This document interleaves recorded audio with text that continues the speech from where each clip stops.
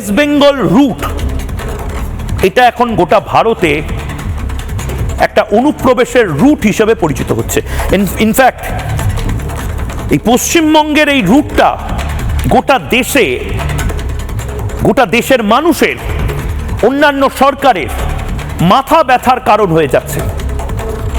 দেখুন, অভিষেক বন্দ্যোপাধ্যায়, মমতা বন্দ্যোপাধ্যায় মাঝে মধ্যে বলেন না যে অসম, মেঘালয়া, মিজোরাম, মণিপুর এই সমস্ত জায়গা থেকে রোহিঙ্গারা আসছে, এখানে অনুপ্রবেশ হচ্ছে।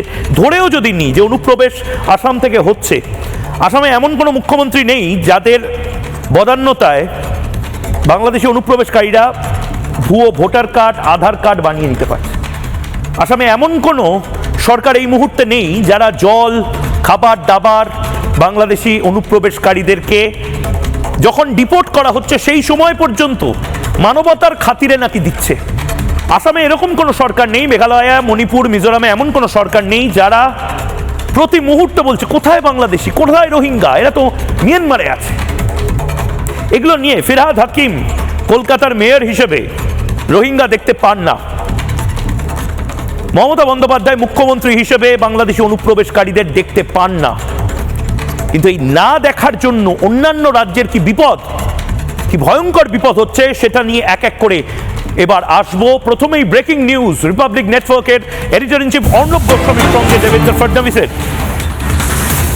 গোটা দেশে ভাইরাল ইন্টারভিউতে, সাক্ষাৎকারে অনুপ্রবেশ নিয়ে দেশ জুড়ে উদ্বেগজনক পরিস্থিতির কথা দেবেন্দ্র ফডনবিস বলছেন। বাংলা দিয়ে ঢুকছে এবং ছড়িয়ে যাচ্ছে অনুপ্রবেশকারীরা, বাংলা দিয়ে ঢুকে ছড়িয়ে যাচ্ছে অনুপ্রবেশকারীরা গোটা দেশ জুড়ে, এবং এটা মাথা ব্যথার কারণ। মুম্বাইয়েও ছড়াচ্ছে অনুপ্রবেশকারীদের জাল, এবং যে ইনফো, যে ডেটা, সেই ডেটা অনুসারে এই মুহূর্তে পাওয়া গেছে পশ্চিমবঙ্গ রুটকে ব্যবহার করা হচ্ছে। केंद्र सरकार भी कह रही कि बांग्लादेशियों को पकड़ पकड़ के आइडेंटिफाई करके बाहर कीजिए। Why has Fadnavis ji not done the same thing in Mumbai in a bigger way? क्या मुंबई में बांग्लादेशी नहीं है, इन्फिल्ट्रेटर नहीं है? देखिए, पहली बात तो यह है कि ये रिपोर्ट बहुत चिंताजनक है और हमारे लिए भी ये रिपोर्ट आई ओपनर है। जिस प्रकार से ये पॉपुलेशन बढ़ रही है जी, मुझे ऐसा लगता है कि इसकी चिंता तो करनी होगी।